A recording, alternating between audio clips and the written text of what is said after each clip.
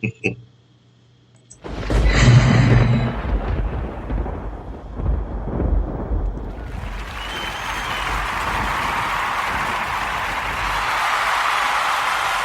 up.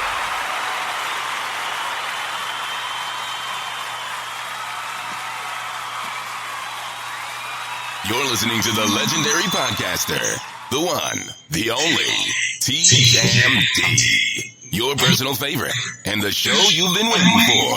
Probably Offensive. Welcome to Probably Offensive. I am your host, Anthony Scott Dover, and this is your co-host, Crow, baby. Oh, go T. ahead. Crow. Bring me in.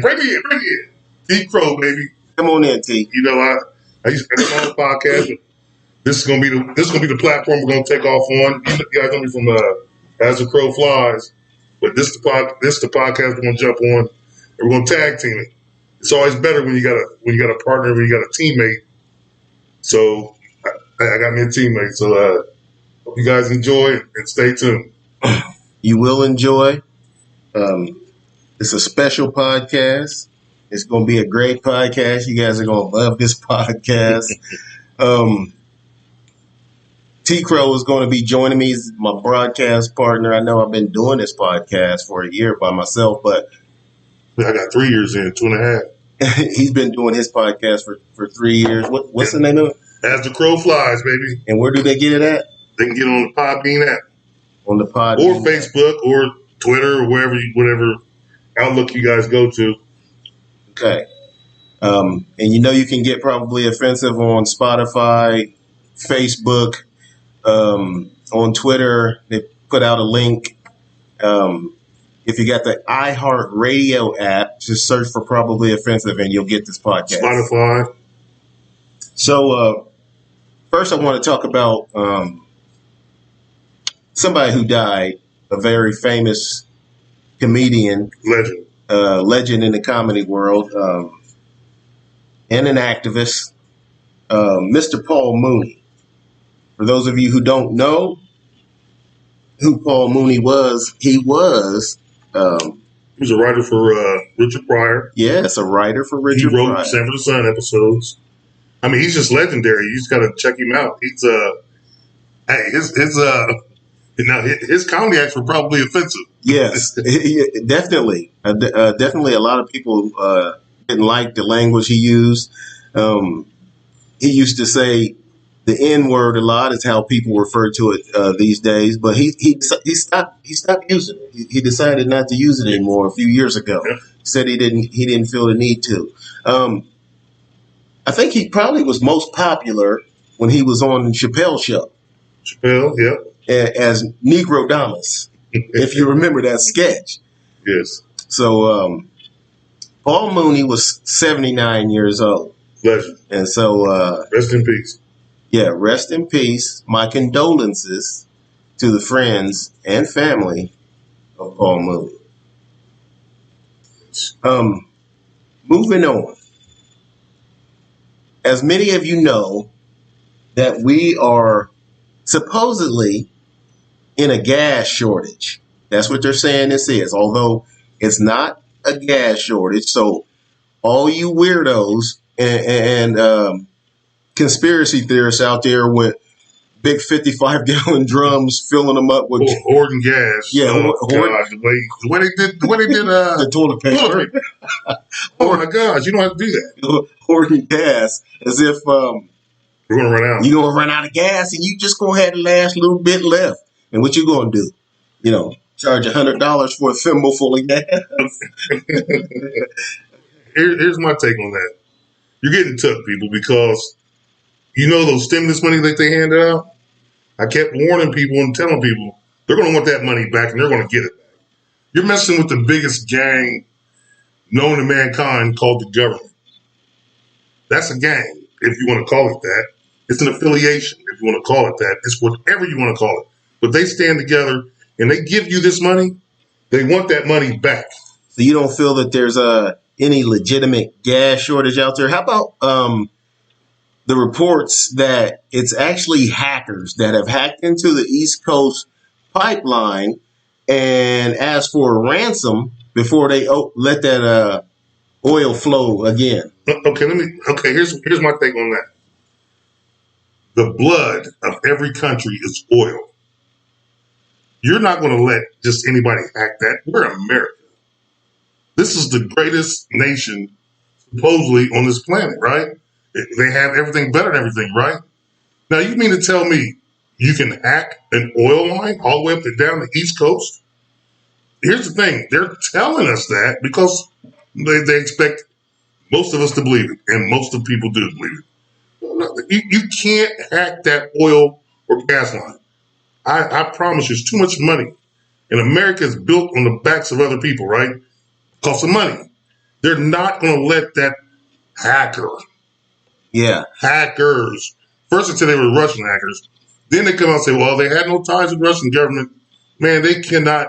It just, there's too many checks and balances and defenses put up on with these computers to allow that to go on. Someone would notice it, and then no. This is the way to jack the gas price up to get money. And you know what? It worked. Because like I said, I was down in Myrtle Beach when this took place. And it didn't affect diesel. But it affected, normal gas or plus or regular and leaded, whatever. And then the same week, I took a load up to Maryland. Same thing was going on. Now, it didn't affect diesel. So why the hell did diesel gas prices go up? Anybody got anything to say about that? The diesel prices went up with the other gas prices that were supposedly hacked. The diesel wasn't hacked, which feeds the trucks that feed America. The diesel was still pumping. Right. Come on, that opened my eyes right there. And the diesel is always higher than gas. I don't know why. I guess because they got so many trucks on the road. They can get it. You got over 3 million semi trucks on the road, and they need diesel. So the diesel's always a steady moneymaker. Even during the COVID, I didn't get laid off. No. Our drivers were still out there, and Amazon was booming even more. During COVID. Man, Amazon, I did a podcast with them. We'll talk about them later. Boy. And people still let it go on. They're doing it. They're going to take over the world. But, hey, that's like I said, another podcast for a different day. You think Jeff Bezos is going to take over the world? Oh, yeah. They're playing it. And so I think I'm not sure if I don't know if the pipeline was hacked. But I think if you're a hacker and you do something like that, I'm sure these hackers think, they can't find me. They don't know where I'm at. They got a VPN or whatever. The easiest, man, they could trace a computer down. Who was that kid that did something that hit that fire alarm? They traced him down in 15 minutes. If it was hacked, they would know. Yeah. Like I say, it's all about the money, man. And they'll tell us anything because we're prone to believe it. Oh, it was Russians. Oh, okay, we'll believe it. No. It's a good way to get yourself executed, in my opinion, because if you're going to cost some of these evil bastards billions, a lot of money, and you're locking up their pipeline and saying, you get it back if you pay us, they're going to have you found and do away with it. Yeah. You won't be seen again. Your fingers will be cut off. You won't be touching another keyboard. You can believe that. Right. So people wake up, start looking at it for what it is. This is the way to get the money back. If we charge another $1 on a gallon, think of the millions of gallons that they sell per day, or billions of gallons that they sell per day, and you get that $1 back. Just think about it like that. So, it is what it is. Just be mindful. Right. Plus that the major corporations are always buying our politicians anyway. None of us have enough money to buy a politician. Right. So they're like, hey, just shut it down for the weekend. Watch what happens. So now that was a success, pay attention during this summer to other events similar to that. And they're going to get that money back that they gave off. I didn't get a stimulus yet, still waiting. But so I can say that they gave y'all. You'll see how they're going to get that money back. And Oh, you got anything else to say? Because I was going to jump into the PPP loans. Oh, go ahead. Go ahead. Okay, those PPP loans. I warn people. They're for small business or business, right? Right. You get a PPP loan, it's forgiven, so it's easy to get. I haven't got one yet, but I guess you fill out some things, blah blah blah blah blah, boom, get some money. Well, I guess from what I was reading, a lot of people have gotten those PPP loans, right? And the government knows you didn't have a business or your business didn't pay taxes on money, so you weren't eligible for that PPP loan. So now they're coming back for that PPP money. Here's the kicker. During COVID, everything took a hit. The number one hit, man, as far as business was prisons. Mm-hmm. You couldn't bring people in and you couldn't really let people out. So prisons were pretty stagnant. And the government is part of the prison business. So let's set some people up. Let's throw this money out here. Uh-oh. Let's throw this money out here and see who bites. They did a little bait, threw some money out there. We got, damn. So you think that they're setting people up? Oh, yeah. So they can refill the prison system? Oh, yeah.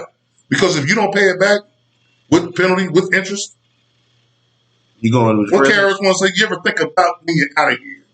Yeah. They're going to put you in prison. They already starting to round people up now. Here's the thing. They got your address. Bam. They got your social security number. Bam. If you did have a business EIN number, they have all your information because you had to fill it out to get it. Mm-hmm. Oh, my God. And I'm thinking to myself, America's not that dumb. Guess what? We are. Yes, they are. We are. But most of the people that I see getting busted on the news are people who just flat out lied about the business altogether. They did. I mean, if you don't have it, if you didn't at least have a business, right? Why in the hell would you say you did? $20,000. Yeah, but you're going to get caught. People aren't thinking about that. I mean, they're like, well, give me this $20K. I'm going to make it bubble. Mm-hmm. Yeah. Okay. I mean, I didn't heard people out there buying sports cars. That's what they're doing with it. They're not making it bubble. They're making it hot. Just out there spending money. They're out there kicking it. Yeah. Yes. Not even investing it. Like, oh, you know what? If that was me per se, and I needed that money, you know what I'd do? I'd have got that money, did something with it, invested some out, turn that 20 into 30, right? Oh, you want your 20 back? Here you go. Yeah. Here's your interest. I got me a little come up, and I can flip that. Yeah. Hey, like I said, I don't get it, but people, they're going to go to jail. That's what they're saying. Yeah. They're racking them up, and they're doing, like I said, good luck. Right. Good luck. That's crazy. You're taking a big chance. I'd be afraid to do it myself. Right.